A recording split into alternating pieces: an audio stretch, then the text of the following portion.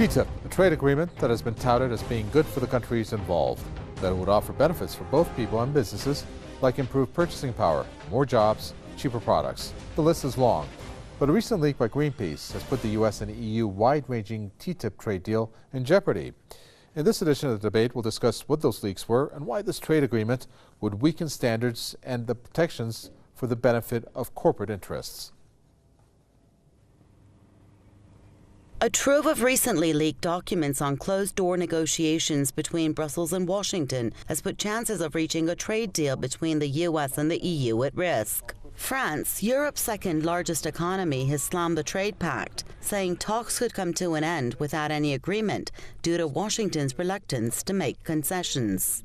French President François Hollande has blamed Washington for the impasse. He says Paris will say no to the transatlantic trade and investment partnership at this stage. On Monday, environmental pressure group Greenpeace released documents which revealed that the EU has accepted to give more concessions than it gets under U.S. pressure. Greenpeace argued that the deal could inflict a dangerous lack of standards on U.S. and European consumers. It added that compromising with Washington would undermine EU standards on the environment and public health.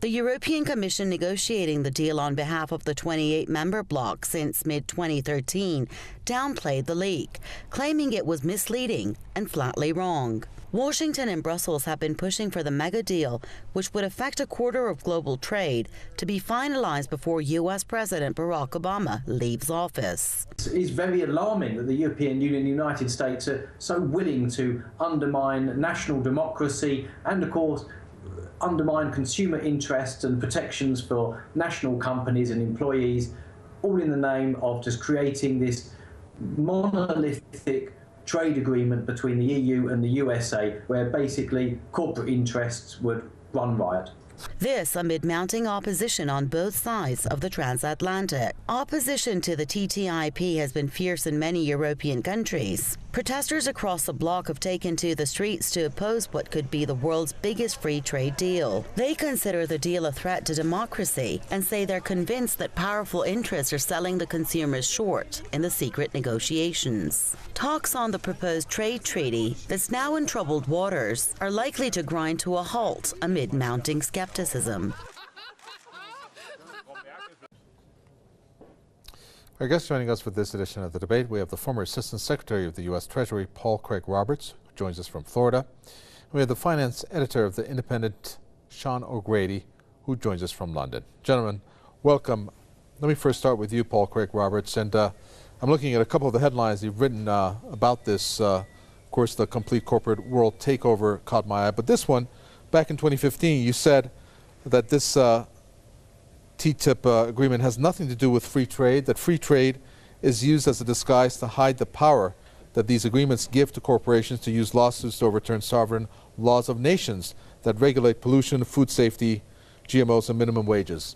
So this is what you said back then. Obviously, you knew something was up, and now we have these leaks by Greenpeace. Can you elaborate a little bit more about that, and of course, your reaction to the leaks? Yes, well, I was right. As Sean O'Grady's paper today acknowledged, that these documents show that U.S. corporations are granted unprecedented powers over any new public health or safety regulations to be introduced in the future. If any European government does dare to bring in laws to raise social or environmental standards, TTIP will grant U.S. investors the right to sue for loss of profits. Well, actually, it's even worse than the Independent says, because it's not just any new, it's any existing. These agreements, both the transatlantic and trans-Pacific so-called partnerships, they're not trade agreements. What they do is they make global corporations independent of the sovereignty of nations. So any global corporation operating in any country that agrees to this pact can sue on the grounds that any policy that the government has, whether it's anti-pollution, whether it's food safety, whether it's against GMOs, no matter what it is, if it in any way impacts the profits of the company, it can bring a suit. Now, this suit does not go to the courts of the country. It goes to a corporate tribunal in which corporations alone make the decision. So what these agreements do is they make global corporations rulers of the so-called sovereign countries that agree to this pact. It's the worst form of financial economic imperialism in the history of the world. That any country's representative would agree to this, what they're doing is, this is treason, because they are sacrificing the sovereignty of their country to global corporations. It's amazing that even with all the secrecy, that such an extraordinary takeover of world government could get as far as it has gotten. Sean O'Grady, do you agree? Well, I think there's a lot in that. I think that it would have been much better if as far as they could, the European Commission and the American authorities had told people what was going on, what was being proposed, so that what Greenpeace released didn't come as so much of a shock. I think that people did have some idea about what was being talked about, but maybe not enough detail, maybe not enough background. And I think they were at fault there. I think it's hard to see why just corporations can sue governments or the European Union for that matter, rather than the American government taking it upon themselves on behalf of those corporations, if it feels it's right, to take action if governments in individual countries or the European Union as a whole introduce new barriers to trade or restrictions on the TTIP, which effectively annul some of its clauses and some of its freedoms. I think that the history of world trade negotiations, whatever you say about them, it's a pretty sad one. We've come a long way since the 1930s, when we had rank protectionism, what we call beggar my neighbour policies, competitive devaluation of currencies and so on.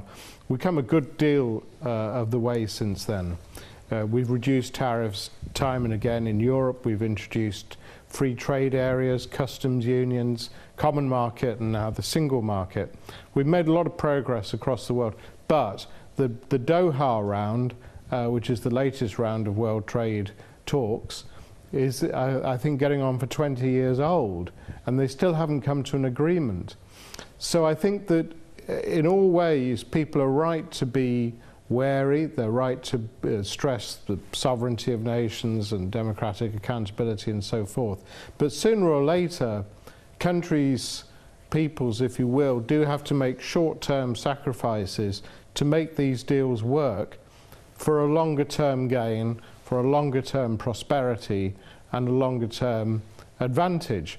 The old laws of economics that revolve around the comparative advantage and so forth, I mean, those things are, you know, they're flawed in the real world, maybe, but it's no doubt, there's no doubt about it that having freer trade within Europe, for example, between Europe and the rest of the world over the last 60 years, 70 years since the end of the war, those things have yielded enormous advantages, despite the disadvantages that you have in the short run, and indeed some disadvantages and some social cohesion issues that we have in the longer run as well. Mm-hmm. And that's the case with the NAFTA, that's the case with Europe, that's the case with all the various trade and sort of group agreements around the world. So I'm saying that the way this has been done is far from ideal, but it shouldn't put us off the idea of transatlantic or global trade relaxation. It's an important project that shouldn't be derailed. Well, Paul Craig Roberts, I know you have a reaction, but I'm reading your explanation of one of the things that's fascinating, and that's about fast track, that the Congress voted for fast track.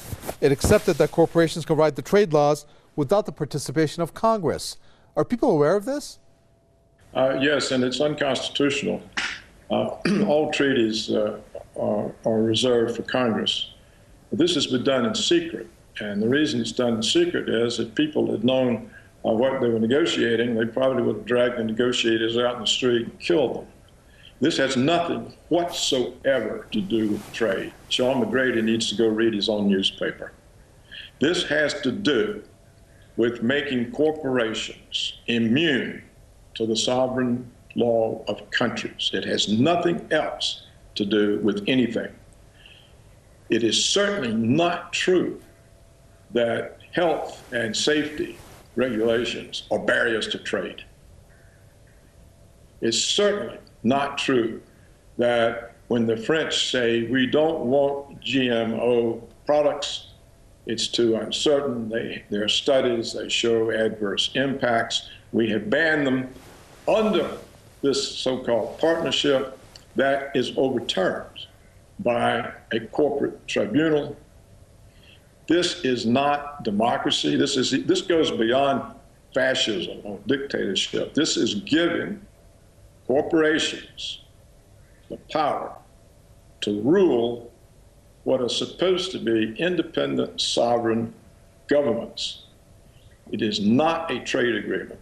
In fact, none of the so-called trade agreements are trade agreements. NAFTA is not a trade agreement. It is an agreement that helps American firms offshore their production for their home markets. All of these agreements have been sold under false pretenses. It's amazing how the media serves the corporate interest. The media lies for the corporations. The corporations get what they want, and the people suffer dramatically. It's certainly not true that anyone in the United States, other than the shareholders and executives of the corporations, have benefited from jobs offshoring. There's been no growth in the real family median income in the United States for 20 or 30 years. And it's because the good jobs, the high value added, high productivity jobs are moved offshore. The jobs that remained are part-time, lowly paid, domestic service jobs, retail clerks, bartenders, waitresses, hospital orderlies. Month after month after month, the Bureau of Labor Statistics payroll job reports show this over and over and over. I have been reporting it monthly for years. These trade agreements are special privileges for global corporations. They are nothing else. No one else benefits. Sean O'Grady, so if I'm a small business in the suburbs of Paris and I sell apples, am I going to lose my means of living because of corporations, for example? Because reading up on this, it's the small businesses that are said that are going to suffer, and their livelihood is going to be jeopardized. Well, maybe not the retail, and maybe not a shop, because he would, or she would be able to sell the apples from America that were coming in, their GMO produce, you might say. They would be cheaper. The French consumer, therefore, would benefit from cheaper apples. The shopkeeper would benefit from increased trade in the apples, and everyone's better off. But of course, I think the French, or the English for that matter, apple grower would not be better off. They would find it difficult. And one of the big things that's come out from the comments made by the French minister is that the French are very fearful, as they have been throughout the period of the European Union and the common market here in Europe, about the state and the safety and the security of French agriculture. For them, it's more than an industry, it's a way of life, it's about something to do with the French soul and so forth. And they are very protective of it, and they have in the past introduced protection and protective measures, tariffs and other barriers to trade. The question really is, if the European Union signs such an agreement with the United States, what happens if one of the countries of the European Union or the European Union itself seeks to alter, to undermine, to evade the provisions of the agreement? What happens then to a company, or an individual for that matter, or a government body, conceivably, that is affected by it? What is the redress that they have if an agreement and a treaty that's been freely entered into is broken? And although the negotiations and the details of the negotiations have been secret, and these revelations have shocked some people, they've not been signed. None of this is signed. None of this is agreed with the governments of Europe and the peoples of Europe, the European Union, for example, and the United States of America too. Those things are not yet there. In Britain, we've had a lot of discussion about how the TTIP might involve the importation of genetically modified crops, as we've discussed, how it might affect the National Health Service in Britain, whether it would undermine the National Health Service, and some other issues. And government ministers, including the Prime Minister, Mr. Cameron, have given us assurances about what it would mean for the National Health Service. We won't be signing any treaty in Europe or America, for that matter, without the parliaments and the congresses being able to examine it in great detail, and I suspect at great length as well, in order to find out what's going on. And as I say, the French have already pretty much rejected it as out of hand. Well, Paul Craig Roberts, I know you have a reaction. Again, reading through some of the articles you have written on this, especially in your website, there was a part that said that some of these lawmakers are being paid, and therefore this has happened. Can you please explain a little bit about that, and ultimately what can be done, given all the information you have given, to stop this from happening, the TTIP? Yes, you know, we've known what's been going on for years. I exposed it instantly. I've written about it over the years. This is a corporate plan hatched by the corporations to make themselves independent of the laws of countries in which they do business. In fact, it really has the potential of vast expansion, because you could even claim that a tax on your profits is a restraint on trade. It's possible for a corporation to say, well, I would be operating here, but they tax my profits, so I'm not, and so I'm bringing a suit. And of course, there's no way for any government to defend against a suit, because the tribunal that hears the case against the country is a corporate tribunal. It's not tried in the courts of a country. Now, to say that something like this is freely entered into, I mean, what kind of idiot would sign this unless he's paid? This is treason. You can't support this without committing treason against the people you're supposed to represent, because you're giving away their sovereignty. You know, the EU is supposed to consist of democracies, accountable governments, accountable to the people. So how is something negotiated in secret that's not freely entered into, that gives corporations from other countries immunity to the laws of your country? This is the most anti-democratic, fascistic thing you can imagine. There's no reason any representative of a country would sign this except bribes and threats, coercion. Also, they create this mystique about this. Oh, it's free trade. Everybody will benefit. You're not against people benefiting, are you? Oh, you're against free trade. Shame on you. Don't you know how beneficial free trade is? So they create this fabricated case for it and impose that on weak-minded politicians. So they don't all have to be paid. No. They get carried along. Like, oh, you mean you're against this? How can you be against this? This is so good. Look, everybody benefits. I mean, Sean O'Grady just made the pitch for them. It's the pitch you hear over and over. It has nothing whatsoever to do with the agreement. And so we have it's a system of lies and misrepresentations to get something passed. Oh, this is so good, how it does it. Okay. And what it does is it gives corporations independence of law. Okay. Well, we got 30 seconds that I'd like to give each of you. Sean O'Grady, obviously in response to Paul Craig Roberts there. Well, all I can say is genetically modified food. In America, they have genetically modified food. In parts of Africa, they have and they consume genetically modified food. In Europe, we do not. That is because our lawmakers have not been coerced, have not been bribed, have not been cajoled into passing laws that allow it. It has not happened.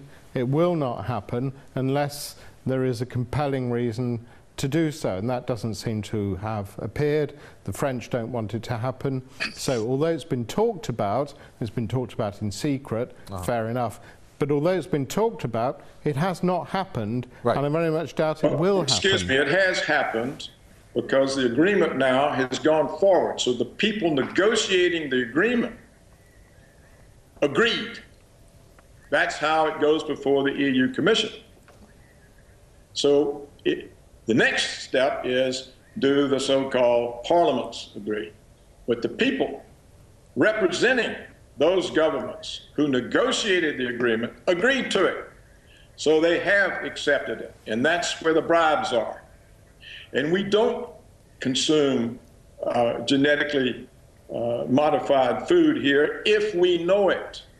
But Monsanto has laws so that we cannot have labeled food, that this is a GMO food.